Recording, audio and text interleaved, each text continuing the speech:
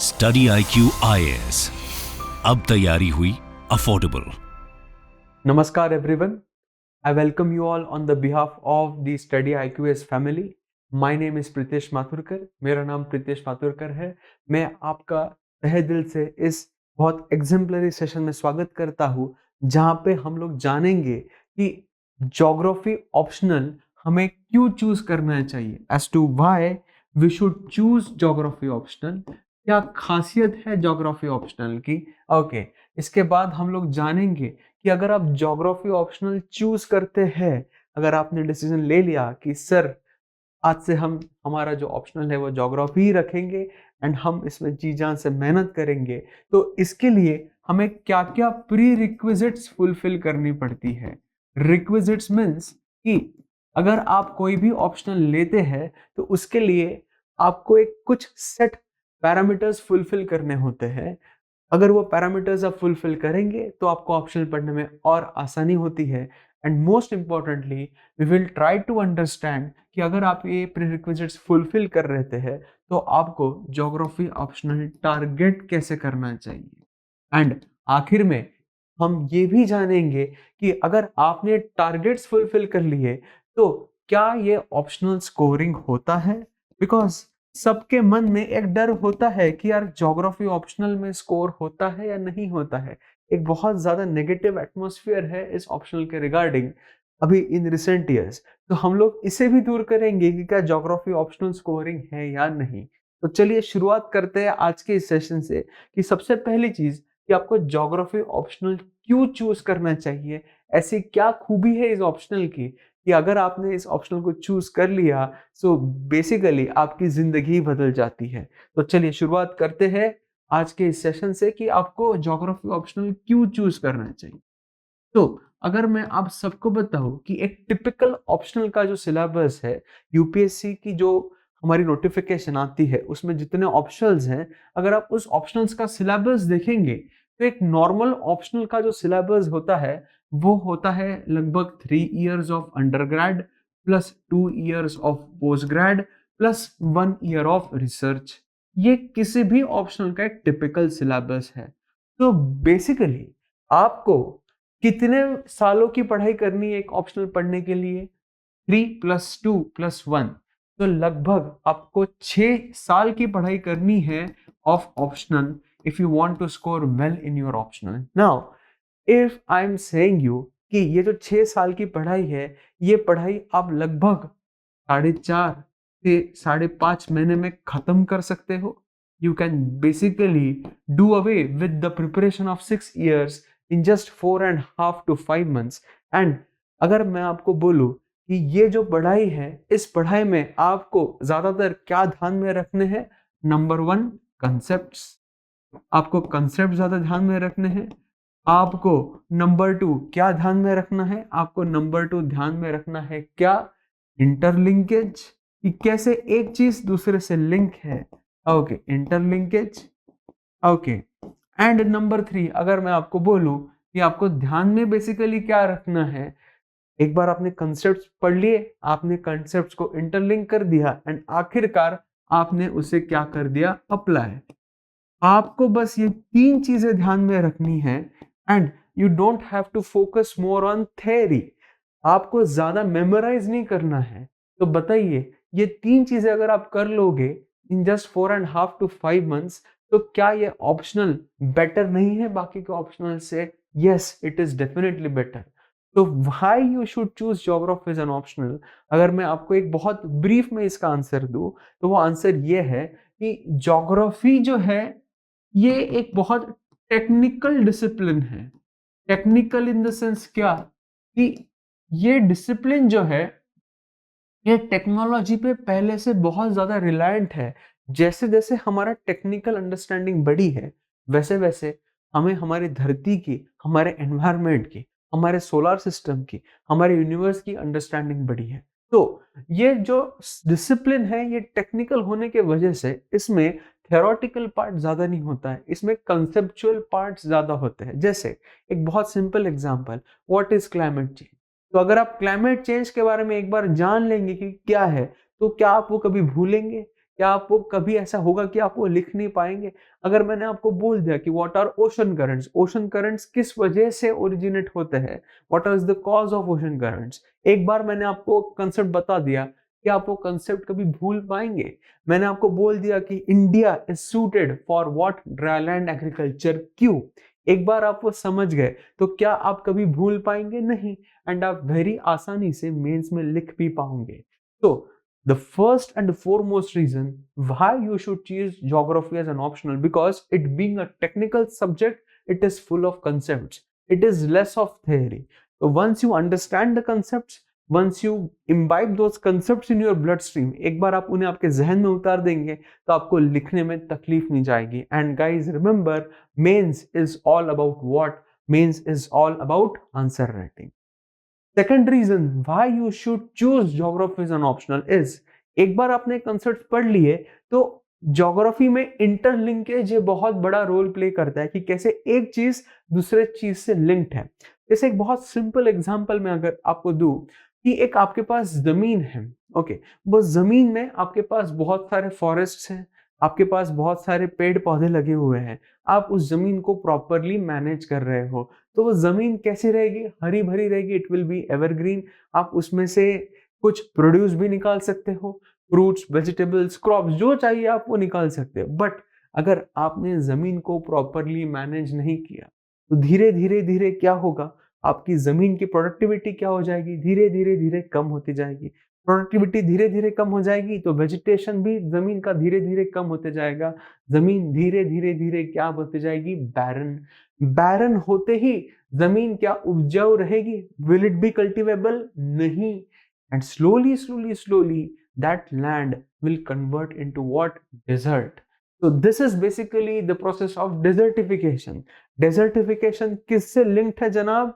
Land management से। So अगर मैं आपको कहूं कि जो हमारा सहारा है, basically if I am talking about the Sahara desert today, okay, ये जो हमारे पास सहारा का डेजर्ट है, okay, Sahara is one of the world's biggest deserts. दुनिया का सबसे बड़ा डेजर्ट जो आता है वो आता है सऊदी अरेबिया में, उसे हम लोग कहते हैं Rub al Khali. The world's biggest sandy expanse of desert is over here, it is in Saudi Arabia, इसे हम लोग कहेंगे रूब अल खाली। बट ये जो सहारा है, आप इतना बड़ा सहारा जो देखते हो, सहारा गाइस दुनिया का सबसे बड़ा डेजर्ट नहीं है, ये सहारा के छोटे छोटे पॉकेट्स है। अब ये सहारा डेजर्ट पता है आपको, नीचे नीचे नीचे क्रीप कर रहा है, धीरे धीरे धीरे नीचे डेजर्ट बढ़ रहा है। ये डेजर्ट नीचे क्यों बढ़ रहा है पता है आप लोगों को? Because of poor land management practices, because of poor land management practices. तो इसके वजह से अफ्रीका में अभी फिलहाल जो नंबर 1 थ्रेट है, वो थ्रेट है किसका? लैंड डेजर्टिफिकेशन का, लैंड डिग्रेडेशन का। इसलिए अफ्रीका की बहुत सारी कंट्रीज ने मिलकर एक नया इनिशिएटिव लाया है, उसे कहते हैं हम द ग्रेट ग्रीन वॉल। जैसे हमारी चाइना की ग्रेट वॉल है, वैसे अफ्रीका की सारी कंट्रीज एक नई ग्रीन वॉल बना रही है पौधा की, ताकि वो सहारा का क्रीप नीचे नीचे रोक सके। तो गाइज ये हमने कर लिया इंटरलिंक, एंड ये हमने कर लिया है इसका एप्लीकेशन। तो if you want to choose geography as your optional, आपको क्या क्या जरूरी है, क्यों आपने चूज करना चाहिए? Why? Because it is heavily reliant on concepts, it is heavily reliant on interlinkage, and lastly इसका एप्लीकेशन। तो ज्योग्राफी एज एन ऑप्शनल में आपको मेमोराइज करना उतना जरूरी नहीं है जितना आपको समझना जरूरी है। इसलिए every year, let's say out of 11,000 students और 10,000 students those who write mains, लगभग 1900 से 2100 बच्चे ज्योग्राफी चूज करते हैं, बिकॉज ये कैसा सब्जेक्ट है? टेक्निकल सब्जेक्ट है। तो आई गेस आपको ये चीज तो समझ में आ गई होगी कि हमें ज्योग्राफी क्यों चूज करना है ना। अगर मैं आप सबके साथ डिस्कस करूं कि what are basically the prerequisites for choosing geography as an optional, कि आपने अगर ऑप्शनल आप चूज कर रहे हो तो आपको क्या क्या डाटा सेट्स पहले से फुलफिल करना जरूरी है। क्योंकि देखिएगा कि हम जब भी एक नई जर्नी स्टार्ट करते हैं तो जर्नी स्टार्ट करने से पहले हम लोग जर्नी को प्लान करते हैं। तो basically prerequisites are nothing but the planning for the optional, कि आप लोग जो ऑप्शनल को क्या कर रहे हो, प्रॉपर तरीके से प्लान कर रहे हो। तो अगर आप मुझे पूछोगे कि सर बताइए ना थोड़े से प्री रिक्विजिट्स क्या क्या है ज्योग्राफी एज एन ऑप्शनल के। तो मैं इसको 3 पार्ट्स में डिवाइड करना चाहूंगा जनाब। तो द फर्स्ट प्री रिक्विजिट जो आपको फुलफिल करना है अगर आप geography as an optional choose करते हैं, तो वो है हमारा डाइवर्सिटी बेस्ड अप्रोच। वो है हमारा क्या? Diversity based mindset. माइंडसेट, ये वर्ड बहुत ज्यादा इंपॉर्टेंट है। माइंडसेट, माइंडसेट यानी क्या? आप आपके माइंड को कैसे कंडीशन करते हैं। मैं क्यों बोल रहा हूं कि आपको डाइवर्सिटी बेस्ड माइंडसेट रखना है? बिकॉज क्या ज्योग्राफी का सिलेबस इंडिया तक सीमित है? क्या ज्योग्राफी का सिलेबस आपके स्टेट तक सीमित है? क्या ज्योग्राफी का सिलेबस पूरे दुनिया तक सीमित है? नहीं, ज्योग्राफी का सिलेबस पूरे ब्रह्मांड तक सीमित है। There is no limit to that particularly. Please डरिएगा मत कि मैं बोल रहा हूं कि आपको पूरा ब्रह्मांड पढ़ना है, नहीं। सीमित इन द सेंस क्या कि the quantity of questions, the quality of questions, leave them aside. Okay, the scope of the questions can come from anywhere in the universe. मैं किसकी बात कर रहा हूं? डाइवर्सिटी मीन्स स्कोप की, कि आपको क्वेश्चन कहां कहां से पूछा जा सकता है। तो आपको क्वेश्चन किसी भी एरिया से पूछा जा सकता है। तो अगर आपको किसी भी एरिया से क्वेश्चन पूछा जा रहा है, इसका मतलब क्या है कि आपको आपका दिमाग जो है वो खुला रखना बेहद जरूरी है। You have to be aware of your surroundings, कि आपके सराउंडिंग्स में क्या चल रहा है। You have to be aware of your country, you have to be aware of the world, and basically you have to be aware of the universe. Okay, तो आप मुझे पूछेंगे कि सर वर्ल्ड में हम लोग क्या अवेयरनेस रखें? आप जियो पॉलिटिक्स ध्यान में रखो। सर हम लोग यूनिवर्स का क्या ध्यान में रखें? अगर हम लोग कोई नई डिस्कवरी करते हैं, हम लोग कोई नया बड़ा प्रोजेक्ट लॉन्च करते हैं, जैसे last year we launch James Webb telescope, बहुत महंगा प्रोजेक्ट था वो, बिलियंस ऑफ डॉलर्स का, हमें उसे ध्यान में रखना पड़ेगा। सर अगर हम लोग एग्रीकल्चर में कोई नई टेक्नोलॉजी लाते हैं, हम लोग नया टाइप का ऑर्गेनिक फार्मिंग लाते हैं, सर अभी क्लाइमेट चेंज हो रहा है तो हमें क्लाइमेट रेजिलिएंट एग्रीकल्चर करना पड़ेगा, हमें क्लाइमेट सूटेबल एग्रीकल्चर करना पड़ेगा। सो ये सारे टॉपिक्स क्या है? ये सारे टॉपिक्स बेसिकली स्कोप है इसकी, ज्योग्राफी की। तो डाइवर्सिटी बेस्ड माइंडसेट यानी क्या? आपको समझना क्या है कि इस सब्जेक्ट का स्कोप क्या क्या है। तो इसलिए the first prerequisite which each and every one of you should fulfill if you are taking geography as an optional is what? Scope. Second prerequisite जो आप सब लोगों ने फुलफिल करना चाहिए कि अगर आप ज्योग्राफी एज एन ऑप्शनल लेते हो तो आपको diagrams diagrams and map diagrams and maps में आपको क्या हासिल करना है? You have to have a mastery over diagrams and map. Okay, आप बोलोगे कि सर आप ये क्या बोल रहे हो, क्यों हमें डायग्राम्स एंड मैप्स में मास्टरी होनी चाहिए? ठीक गाइस, ज्योग्राफी क्या है? एक डिसिप्लिन है। किसी भी डिसिप्लिन का क्या होता है? एक कंटेंट होता है, एक स्कोप होता है कि ये अच्छा ये डिसिप्लिन का कंटेंट है, ये इस डिसिप्लिन का स्कोप है कि कहां तक ये डिसिप्लिन पहुंचता है। एंड लास्टली इस डिसिप्लिन को पढ़ने के लिए, इस डिसिप्लिन को समझने के लिए हमारे पास कुछ टूल्स होते हैं, कुछ टेक्निक्स होती है। तो वो टूल्स एंड टेक्निक्स कौन सी है ज्योग्राफी में? मोस्ट इंपोर्टेंट वो है diagrams and maps. Okay, diagrams किसके? किसी भी जियोफिजिकल फिनोमिनॉन के। आपने लेट्स से कि आपको अगर पूछा गया है कि रिफ्टिंग फॉल्टिंग क्या है, तो आपने उसे डायग्राम से एक्सप्लेन कर दिया। आपको मैंने अगर पूछ लिया कि ओशन प्लेट मुझे सबडक्शन बताइए, मुझे प्लेट टेक्टोनिक्स समझाइए, मुझे आप ओशन करंट समझाइए, मुझे आप ओशनिक गायर्स समझाइए, मुझे आप इंडिया की फिजियोग्राफी बताइए, तो ये सारा आप कैसे यूटिलाइज करके कर सकते हैं? Basically the use of diagrams and maps. And diagrams and maps use करके बताए आप क्या कर सकते हैं? आप आपका पेपर बेहद आसानी से कंप्लीट भी कर सकते हैं। क्यों जरूरी है डायग्राम्स एंड मैप्स पढ़ना? बिकॉज आपको लगभग 5 से 6 answers in your mains when you will write your optional in geography, so 5 to 6 answers you have to specially use diagrams and maps compulsorily. Compulsorily means क्या? कि ऐसे कुछ क्वेश्चंस रहेंगे जिसमें आपको स्पेशल वेरिएशन पूछा जाएगा, टेम्पोरल वेरिएशन पूछा जाएगा, तो वैसे क्वेश्चंस में आपको डायग्राम्स एंड मैप्स यूज करना बेहद जरूरी हो जाता है। अगर आपको जियोफिजिकल क्वेश्चंस आते हैं, जियो फिजिक्स पे क्वेश्चंस आते हैं, oceanography, climatology, environmental geography, geomorphology. तो वैसे इसमें आपको डायग्राम्स एंड मैप्स यूज करना बेहद जरूरी हो जाता है। एंड एक हैक बताता हूँ आप लोग सब लोगों को, अगर आप डायग्राम्स एंड मैप्स में मास्टरी हासिल कर लेते हो ना, तो आप आपका पेपर बेहद जल्दी फिनिश कर सकते हो एंड अच्छी तरीके से फिनिश कर सकते हो, and basically you can also get good marks. And guys mains is all about marks. जितना आप मार्क्स लाओगे उतना ज्यादा क्या आपका रैंक बढ़ेगा। तो diagrams and maps, now please don't get confuse with the word mastery. Mastery यानी मैं एकदम ऐसा नहीं बोल रहा हूं कि वर्ल्ड मैप आप निकाल रहे हो तो स्केल टू स्केल नहीं। अगर आप वर्ल्ड मैप निकाल रहे हो so it should look like a map. if you are drawing India, it should look like India. If you are drawing Antarctica, it should look like Antarctica. If you are drawing, let's say, Central America, or if you are drawing Eastern Europe, so it should look like Central America or Eastern Europe. एकदम proper तरीके से नहीं। Mastery हम लोग किस में लाएंगे? Analysis में। मास्टरी हम लोग किस में लाएंगे? रीजनल एनालिसिस में, कि हाँ ऐसा क्यों है, ये रीजन इतना इंपॉर्टेंट क्यों है, क्या यहाँ पे रिसोर्सेस बहुत ज्यादा है, या फिर ये जियोपॉलिटिकली इंपॉर्टेंट रीजन है। तो उसमें हम लोग क्या लाएंगे? Mastery. Mastery in the sense that you are very very comfortable in what you are very very comfortable in analysis.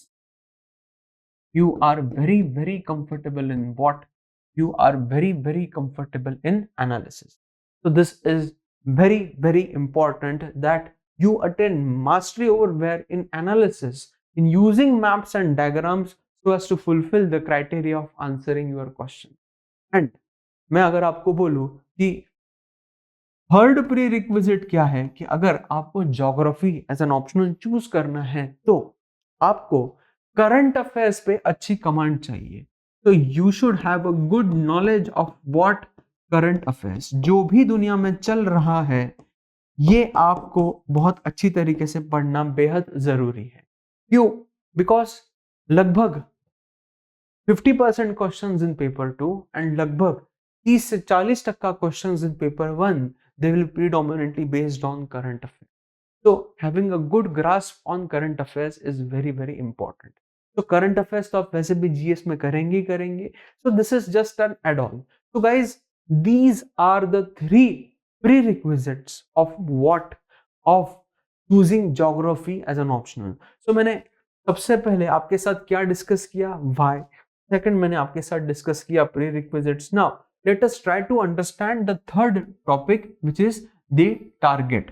कि आपको ऑप्शनल ज्योग्राफी अगर आप लेते हैं तो आप इसे टारगेट कैसे करेंगे?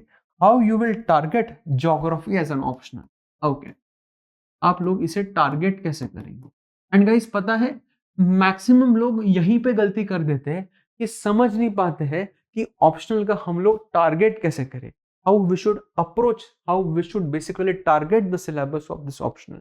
तो इसके लिए आपको 2 चीजें ध्यान में रखना बहुत ज्यादा जरूरी है कि आप प्लीज जो ज्योग्राफी ऑप्शनल का जो सिलेबस है, जो सिलेबस है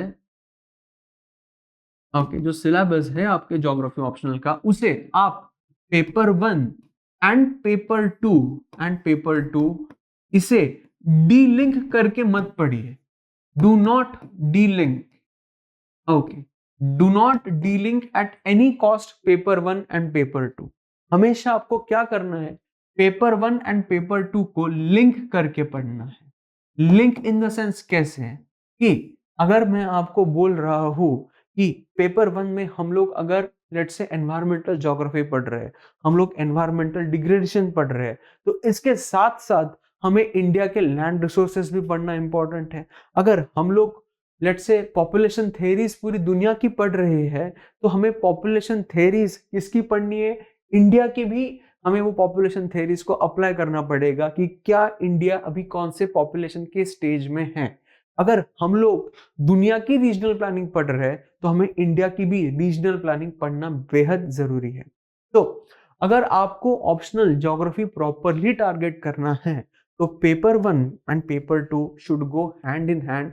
They should never be separated because if you separate them, फिर आपका कवरेज जो है, कवरेज बेहद ज्यादा बढ़ जाता है। Basically you get lost in the track कि सर हम लोग क्या पढ़े एंड क्या ना पढ़े। इसलिए टारगेटिंग में सबसे इंपॉर्टेंट है लिंक करना। क्यों? बिकॉज अगर आप लिंक करेंगे तो आपका कवरेज जो होगा, जो आपका कवरेज होगा ऑप्शनल का, ये कवरेज कैसा होगा? होलिस्टिक। ये कवरेज आपका कैसा होगा? होलिस्टिक कवरेज होगा। So this is guys very important that you link both the papers and study. And number 2, अगर आपको टारगेट करना है, बस ये दो चीज रखिए कि ऑप्शनल को अगर आपको प्रॉपर तरीके से टारगेट करना है तो कैसे करें। तो number 2 step of targeting geography as an optional, please इस स्टेप को प्रॉपर तरीके से समझिए, बिकॉज यहीं पे मेजोरिटी ऑफ द एस्पिरेंट्स गलती कर देते हैं। टारगेट अगर आपको करना है तो आपको ये जानना बेहद जरूरी है कि what is being asked in the question, what is being asked. Okay, what is being asked in the question. आप बोलेंगे कि सर आप ये क्या बोल रहे हो, तो हमें भी समझ में आएगा कि क्वेश्चन में जो पूछा है वही लिखना है। बट ज्योग्राफी में पता है जनाब गलती कहाँ हो जाती है कि आप क्वेश्चन का प्रॉपर इन्फरेंस ही नहीं निकाल पाते हो। जैसे मैं एक कॉमन एग्जांपल आपको देता हूं, इस क्वेश्चन को बहुत सारे लोग हर बार गलत करके आते हैं, and every year you have 1 or 2 questions from this part. Okay, every year नहीं बोल सकते, चलो ऑल्टरनेट ईयर इस पे क्वेश्चन आता है कि एक सिंपल क्वेश्चन मैं आपके साथ लेता हूं कि green revolution in India was disastrous, there is a need to move towards evergreen revolution in India. ये जो ग्रीन रिवॉल्यूशन था वो इंडिया के लिए डिजास्ट्रस साबित हुआ। क्यों? बिकॉज इंटरस्टेट डिस्पैरिटीज बढ़ गई। Now there is a need for what? There is a need for evergreen revolution. Comment, discuss, analyze. तो बेसिकली हमें फोकस किस पे करना है कि ग्रीन रिवॉल्यूशन की खामियां क्या है, एंड वो खामियां को रेक्टिफाई करके क्यों हमें एवरग्रीन रिवॉल्यूशन की तरफ बढ़ना है। ना आपको पता है मेजॉरिटी ऑफ द एस्पिरेंट्स ऐसे क्वेश्चन में क्या कर देते हैं, वो बेसिकली ग्रीन रिवॉल्यूशन को अलग लिख के आ जाते हैं एंड एवरग्रीन रिवॉल्यूशन को अलग लिख के आ जाते हैं। क्यों? बिकॉज उन्हें समझ में ही नहीं आता है कि ग्रीन रिवॉल्यूशन की खामियों से ही हमें एवरग्रीन रिवॉल्यूशन आगे लेके जाना है। तो हमें बेसिकली अगेन फिर से क्या करना है, अगर आपको समझना है कि पूछा क्या जा रहा है, तो लिंक जो आपको पहला पार्ट बताया वो भी आपको यहीं पे फॉलो करना है। You have to be very careful in answering the questions. आपको comment, okay, comment, discuss, explain, okay, analyse, okay, critically analyse. Okay, तो ये सारे जो क्रक्स वर्ड्स आते हैं क्वेश्चन के, इसे आपको ज्योग्राफी एज एन ऑप्शनल में बहुत अच्छे तरीके से समझना बेहद ज्यादा जरूरी है अगर आपको ऑप्शनल प्रॉपर तरीके से टारगेट करना है। तो दिक्कत यही हो जाती है जनाब कि हम लोग पढ़ तो सब चले जाते हैं, बट हमें समझ में नहीं आता है कि जो क्वेश्चन पूछा क्या है हमें उसे लिखे क्या। एंड इसके लिए the number 1 source is the analysis of PYQ and basically your answer writing. So guys, अगर आप स्टडी IQ की टेस्ट सीरीज लगाते हैं, ओके, अगर आप बेसिकली हमसे ऑप्शनल पढ़ते हैं, तो हम आपको ये बेहद अच्छी तरीके से एक्सप्लेन करेंगे कि कैसे हमें इसका प्रॉपर तरीके से एनालिसिस करना है एंड कैसे हमें बेसिकली प्रॉपर तरीके से आंसर्स लिखने हैं। And now guys, this is a very golden opportunity for all of you. क्यों? Because now we are offering a heavy amount of sale on the optionals till basically 30th of June। 30th of June तक आपको बेहद बढ़िया cell चल रहा है optional का। And me as the lead faculty of optional at Study IQ, I am the HOD of optional department, आप ऐसा कह सकते हैं। तो अगर आप कोर्स यूज करेंगे, कोड यूज करेंगे ऑप्शनल, तो आपको बेयरली 30,000 का ऑप्शनल बेयरली 14,999 में मिल रहा है। एंड इन दिस 14,999 आपको क्या क्या मिलेगा? You will get the notes of the faculty, you will get daily crux, you will get the handwritten notes, you will get daily live recorded lectures. In addition to this, you will also get test series, you will also get support of answer writing. So guys, do not miss this golden opportunity till 30th of June. Please start this journey of optional with me as soon as possible. Okay, चलो, now let's come back again to our discussion. तो ये हो गया कि हमें targeting, मैंने बहुत short में बताया कि आपको टारगेटिंग कैसे करना है। नाउ आखिरी क्वेश्चन जो सबके मन में ऐसे डराता है कि सर ज्योग्राफी ऑप्शनल की स्कोरिंग कैसे करें। ओके ओके, ज्योग्राफी ऑप्शनल में क्या स्कोरिंग होती है? ऐसा हम जानते हैं, ऐसा हमें कान पे आता है, हमारे कानों पे कि सर ऑप्शनल ज्योग्राफी में मार्क्स नहीं आ रहे हैं। देखो, मेरा सिंपल मानना ऐसा है कि अगर आप प्रॉपर तरीके से लिख के आओगे तो आपको प्रॉपर मार्क्स जरूर मिलेंगे। दिक्कत ये हो जाती है ज्योग्राफी में कि हमें पता ही नहीं होता है कि हमें आंसर्स किस तरीके से लिखने हैं। तो guys, if you want to really score in geography, okay, if you want to really score in geography, you need to take care of three things. Number first, okay, proper structuring of your answers. Proper structuring of your answers. Why I'm talking about proper structuring? Because see, some questions may be based on physical part, some questions may be based on human part, some questions may be based on economic part. कोई question आ जाएगा आपको settlement से। सो हर एक question का जो answer लिखने का format होता है वो थोड़ा अलग होता है। अगर आपको फिजिकल पार्ट से क्वेश्चन आ गया सो डायग्राम्स मैप्स यूज करना बेहद जरूरी है। अगर इकोनॉमिक पार्ट से क्वेश्चन आ गया तो आपको चार्ट्स यूज करना बेहद जरूरी है। अगर सेटलमेंट आ गया तो आपको सेटलमेंट पैटर्न्स के डायग्राम्स ड्रॉ करना बेहद जरूरी है। एंड उसी से आपका स्कोरिंग बढ़ता है। व्हाई? बिकॉज सी गाइस, अगर कोई इन्विजिलेटर आपका पेपर चेक कर रहा है तो उसके पास उतना टाइम नहीं होता है कि he can see each and every word of your paper. If you just showcase him the way you have articulated the answer in a way of proper diagram, proper map, proper chart, proper settlement part, then he basically gets the confidence that yes, you have attempted this question then and you can get good marks. So structuring of answers is very very important in geography and optional. यहीं पे बहुत सारे बच्चे गलती कर देते हैं। तो we as a team, me as your faculty, we are here to support you in structuring your answers very very properly.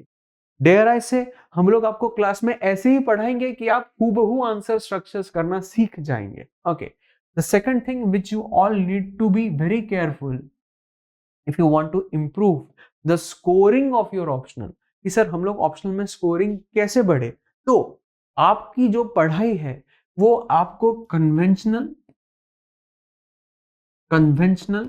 Plus current oriented दोनों रखनी है। कन्वेंशनल प्लस करंट ओरिएंटेड दोनों रखनी है। बिकॉज ऐसा देखा गया है गए 5-6 सालों में कि यूपीएससी बेसिकली करता क्या है कि कन्वेंशनल टॉपिक को करंट के साथ लिंक करके क्वेश्चन पूछ लेता है। तो मैंने आपको जो बताया ना, प्री रिक्विजिट आपको फुलफिल करना है, वो प्री रिक्विजिट आपको क्यों फुलफिल करना है? बिकॉज स्कोरिंग के वक्त आपको कन्वेंशनल एंड करंट का मिक्स प्रेजेंट करना है आपके आंसर में। ऐसा नहीं है कि एक क्वेश्चन पूरा करंट पे आ गया, एक क्वेश्चन पूरा कन्वेंशनल पे आ गया। No, it's a mix of conventional and current. So this is how you can improve your scoring in your optional and this is how we will teach you. हम लोग आपको conventional में current कैसे interlink करे ये हम लोग आपको पढ़ाएंगे। And the third and most important thing in scoring in the sense कि सर ज्योग्राफी में हम लोग मार्क्स और कैसे बढ़ाए, how we should basically improve our understanding of this discipline. तो आपको ज्योग्राफी के कुछ की एरियाज होते हैं, की एरियाज इन द सेंस कि हर एक जो डिसिप्लिन होता है उसका एक हार्ट होता है। आपको उस डिसिप्लिन के आर्ट को समझना बेहद जरूरी है एंड उस डिसिप्लिन को उस तरीके से ट्रीट करना, उस तरीके से रिस्पेक्ट देना बहुत ज्यादा जरूरी है। तो अगर मैं आपको पूछूं कि सर ज्योग्राफी में, मैडम ज्योग्राफी में आर्ट कौन सा है ज्योग्राफी का? So there is a topic called as geographical thoughts.